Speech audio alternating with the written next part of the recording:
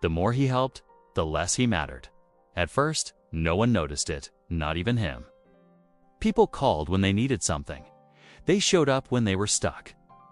They disappeared the moment they were done. And somehow, he was always there. Always available, always saying yes.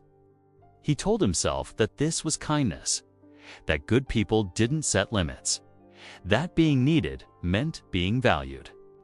But slowly, his life started shrinking. His plans were pushed aside. His rest became optional. His peace was treated like it didn't exist. And the hardest part wasn't that people kept taking. It was that he taught them they could. One quiet realization changed everything he believed about kindness, respect, and his own worth. And once it surfaced, there was no going back. That was the moment it finally clicked. It didn't happen overnight. There wasn't a single moment where he decided to become this way. It happened slowly, in small choices no one ever questioned. Someone asked for help, and he said yes. Someone needed a favor, and he adjusted his plans.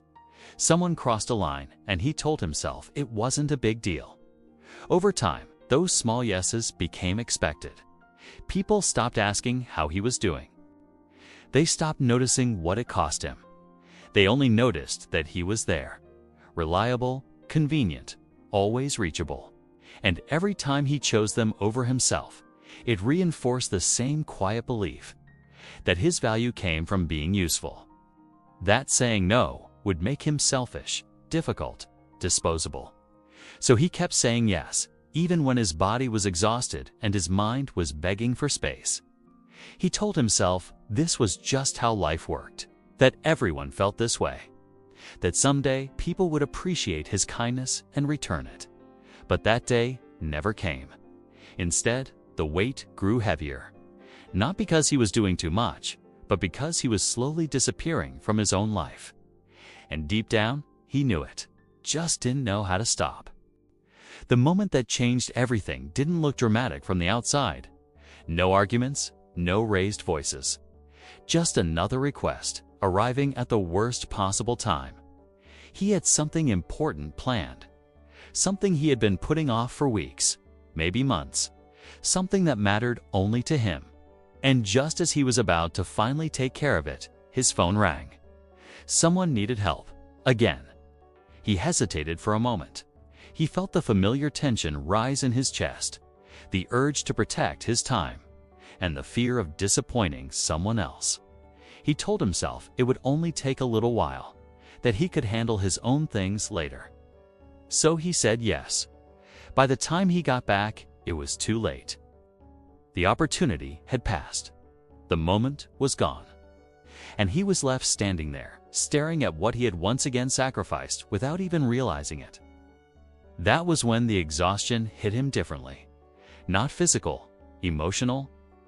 A deep, quiet frustration that had nowhere to go. He wasn't angry at the other person.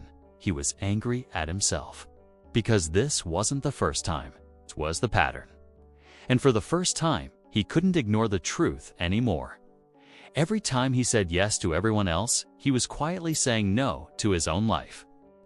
Later that day, still carrying that quiet frustration, he found himself talking to someone he trusted. Not to complain, just to vent. He explained how tired he felt, how empty, how it seemed like no matter how much he gave, it was never enough. The other person listened without interrupting. Then, after a short pause, they said something simple.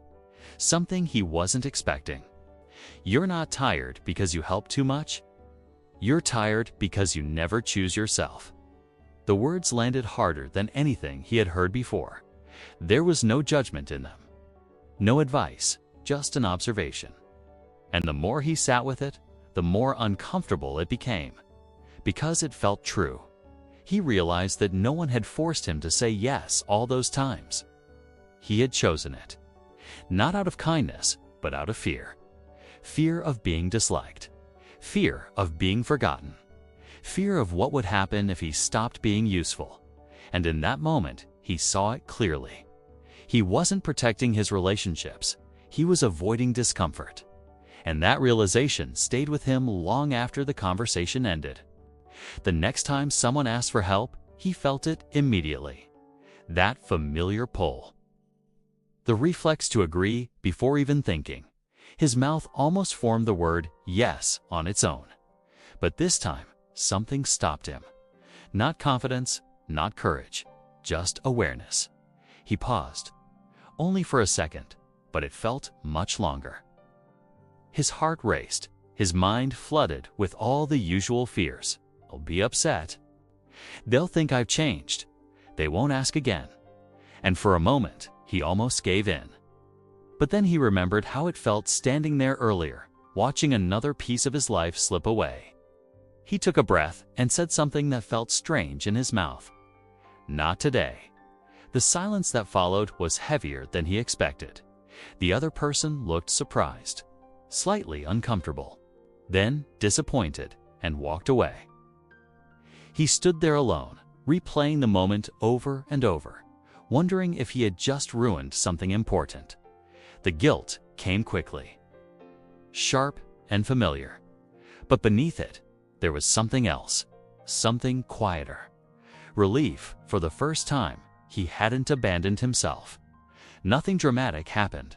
The world didn't collapse. No one confronted him. Life simply moved on. But inside him, a small line had been crossed. And once crossed, it couldn't be uncrossed. At first, he didn't trust it. One moment didn't mean anything. One no didn't erase years of habit. So he paid attention. He noticed how people reacted the next few times he paused instead of agreeing. Some accepted it without much thought.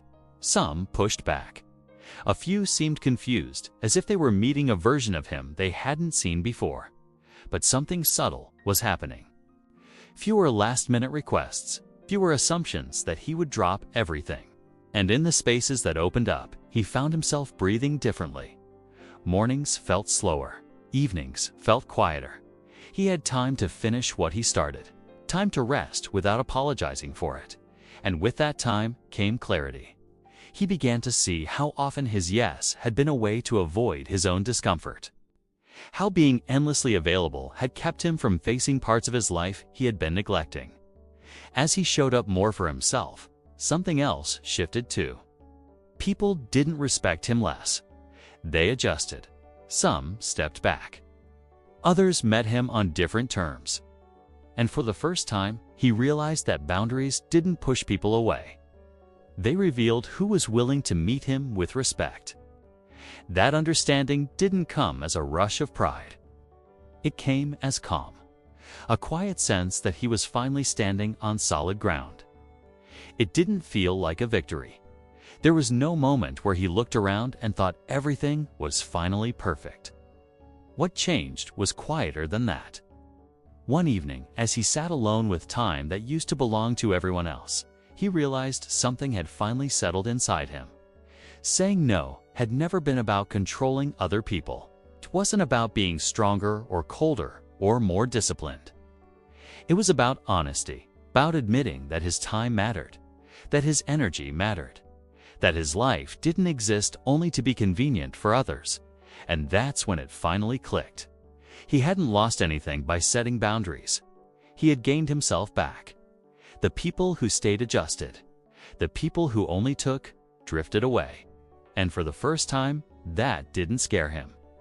Because he understood now that being kind didn't mean being endlessly available. It meant showing up with intention, not obligation. He didn't need to explain himself anymore. He didn't need permission. His life felt smaller on the outside, but fuller on the inside. And once that shift happened, there was no returning to who he used to be. Some changes don't announce themselves. They don't look dramatic or loud. They simply change the way you stand in the world. And from that moment on, he was no longer waiting for life to respect him. He finally did.